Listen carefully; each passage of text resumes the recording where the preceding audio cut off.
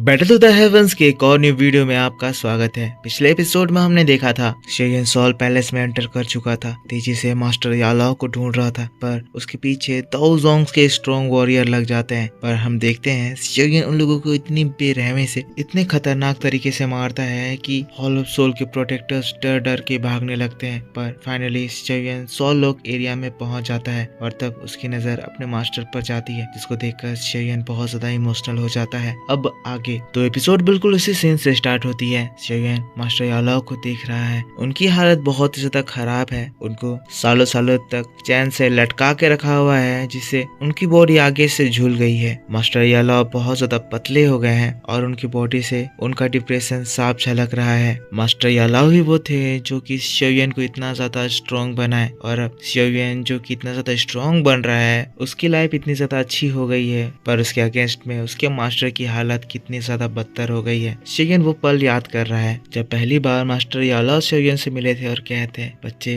तुम कमजोर नहीं हो, तुम्हें बस थोड़ी प्रैक्टिस की जरूरत है। ये सारी बातें याद करते हुए शेयन इतना ज्यादा इमोशनल हो गया है कि अब तो उसके आंसू नहीं रुक रहे हैं और वो भागते हुए टीचर के पास जाने लगता है। एक एक पल जो कि शेयन मास्टर यालाओ के साथ गुजारा था, वो सारी चीजें शेयन के दिमाग में आ रहे हैं। किस तरह से मास्टर यालाओ ने उसकी देखभाल करी थी, शुरू से सब कुछ सिखाया था। पहली बार जब शेयन मेडिसिनल कोल्ड्रोन देखा था, उसे अल्केमिसी का ए भी नहीं पता था, पर उस वक्त मास्टर यालाओ जो कि कितने ज्यादा महान लेवल के अल्केमिस्ट थे, वो शेयन को अपना डिसाइपल बना लिए थे। जब सारी दुनिया ने शेयन को ठुकरा दिया था, उस वक्त मास्टर यालाओ ही थे जो कि शेयन के साथ खड़े थे। शेयन को उनकी टीचिंग्स याद आ रही है और शेयन और ज्यादा तेजी से दौड़ रहा है। पर फिर उसे वो दिन भी याद आता है जब प्रोटेक्टर वू शेयन के सामने से मास्टर यालाओ को पकड़ रहा था, वो भी इसीलिए क्योंकि मास्टर यालाओ शेयन को बचा रहे थे। मास्टर यालाओ उस वक्त कितना ज्यादा दर्द सहे थे, पर भी जाते जाते भी शेयन को मोटिवेट करके जा रहे थे। कह रहे थे, शेयन तू मेरे सबसे अच्छे डिसाइपल हो और मैं तुम्हारे लिए हमेशा प्राउड फील करता हूँ। तुम्हारे वजह से ही मैं एक प्राउड मास्टर हूँ। हम लोग शेयन को देखते हैं जो कि चिल्ला रहा है, कह रहा है, मास्टर मास्टर मैं आ गया। सीढ़ियों में चढ़ रहा है, गिरते पड़ते चढ़ रहा है, याद कर रहा है जब मास्टर यालाओ शेयन से कह रहे थे, शेयन मुझे अब जाना होगा,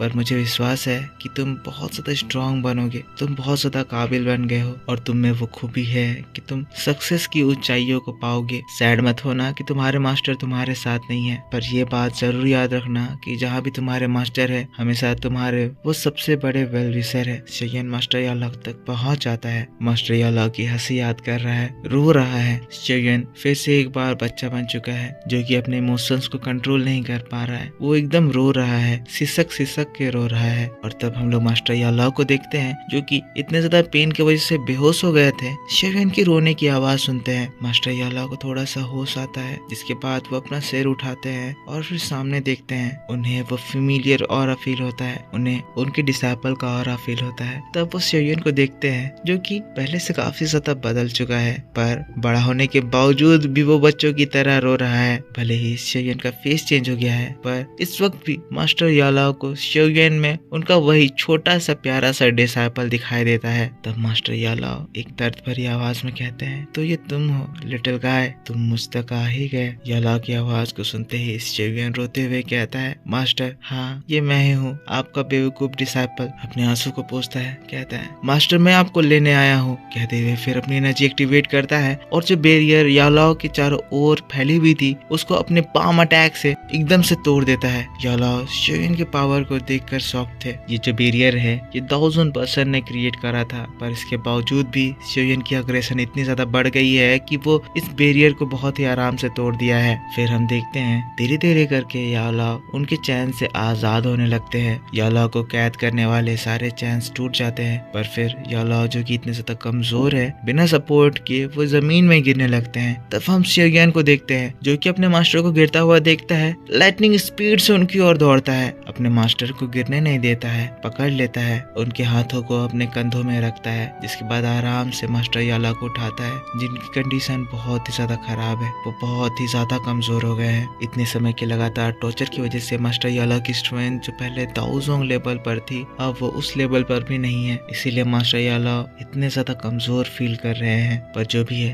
अब उनका डिसाइपल उनके पास है और शेयन उनको संभाल लिया है। सीन शिफ्ट होता है और हम लोगों को हॉल के बाहर का सीन दिखाया जाता है, जहाँ पर जियान के डीमन एंट एक एक करके दाऊ जोंग्स को मार रहे हैं। जियान यहाँ पर दाऊ जोंग्स को मार रही है और थोड़ा काम उसके एंट्स खत्म कर दे रहे हैं। यहाँ पर जियान को देखकर ये बड़े बड़े दाऊ जोंग्स घबरा रहे हैं। एक दाऊ जोंग भागने की कोशिश करता है तो जियान की फ्रेंड क्वीन डीमन एंट उसके ऊपर अटैक करती है और वो हवा में ही खत्म हो जाता है। ये लोग मस्ती में फाइट कर रहे हैं। टोटली ये लोग हॉल ऑफ सोल को आराम से हरा दिए हैं और अंदर शेयन भी मास्टर यालाओ को बचा लिया है। फिर हमें फेंग जुनजी को दिखाया जाता है जो कि मुगु से लड़ रहे थे। यहाँ पर 1000 लेवल की भयंकर फाइट होती है जिससे आसमान तो क्रैक होते ही हैं, पर इस फाइट से निकलने वाले एनर्जी से नॉर्मल दाउजुन्स तो जल के ही मर जाते हैं। शेयन की टीम बहुत ही आराम से यहाँ के सभी दाउजुन्स को रोक दी है। इन लोगों का काम बहुत ही अच्छे से हुआ और ये लोग एक साथ खड़े हो जाते हैं। फेंग जुनजी कहते हैं, हॉल ऑफ सोल की कमीनो, आज तक तुमने बहुत लोगों को सताया है, पर अब तुम्हारी बारी है कि तुम अपने कर्मों का फल भोगो। लेकिन तब मुगु फेंग जुनजी की बात को सुनकर हंसता है। कहता है, फेंग जुनजी, क्या तुम्हें लगता है कि तुम लोग इतने ज्यादा पावरफुल हो? मैं तुम्हें एक बात बता देना चाहता हूँ कि याओ चेन वो पर्सन है जिसको हमारे सोल पैलेस के मास्टर बहुत ज्यादा वैल्यू करते हैं। तो तुम्हें लगता है कि तुम ऐसे ही यहाँ पर आकर याओ चेन को हमारे हाथों से ले जाओगे? क्या याओ चेन जैसे इम्पोर्टेंट पर्सन के लिए इस जगह पर इतनी ही सिक्योरिटी होगी? फेंग जुनजी, तुम लोग फंस चुके हो और याओ चेन को तो तुम लोग कभी भी यहाँ से लेकर नहीं जा पाओगे। फेंग जुनजी घबरा जाते हैं, समझ आते हैं कि मुगु किस बारे में बात कर रहा है। तभी मुगु अपने हाथों को उठाता है और फिर एक पर्पल फॉग उस पूरे जगह में फैल जाता है। मुगु कहता है, आगे की चीजें मैं तुम्हारे ऊपर छोड़ रहा हूँ, और वो तियानजियान को समन कर देता है। सीन शिफ्ट होता है। हम लोगों को शेयन और मास्टर यालाओ को दिखाया जाता है जो कि धीरे धीरे करके हॉल से बाहर निकल रहे थे। एस शेयन ने यहाँ पर सारे ऑब्स्टेकल डिस्ट्रॉय कर दिए थे और अब उन्हें रोकने वाला कोई नहीं था। मास्टर यालाओ जो कि बहुत ज्यादा खुश है, शेयन से कहते हैं, लिटिल गाय, तुम सच में मुझे बचाकर ले जा रहे हो। मैंने कभी नहीं सोचा था कि मैं हॉल ऑफ सोल के कैद से बाहर निकल भी पाऊंगा। शेयन, तुमने वाकई में कमाल कर दिया। तब शेयन कहता है, टीचर मैं लेट हूँ, मुझे आपको जल्दी बचाने आना चाहिए था, मेरे वजह से आपको इतना ज्यादा सफर करना पड़ा। याओ चेन हाँफती हुई आवाज में कहते हैं, बच्चे ये तुम क्या कह रहे हो? मुझे पता है ना कि बाहर यहाँ कितना ज्यादा रिस्क है। तुमने लेट किया, मैं इस बात को समझता हूँ, पर तुम मुझे बचाने आए, मैं इस बात से बहुत ज्यादा खुश हूँ। शेयन कहता है, मास्टर ये सब कुछ इसीलिए पॉसिबल हो पाया क्योंकि मेरे पास मेरे क्रेजी दोस्त हैं और आपके वो फ्रेंड फेंग जुनजी भी यहाँ पर आए हैं और साथ साथ तियानजियान, वो सब यहाँ पर आपको बचाने के लिए आए हैं। यालाओ कहते हैं, वाह, मैंने एक्सपेक्ट नहीं करा था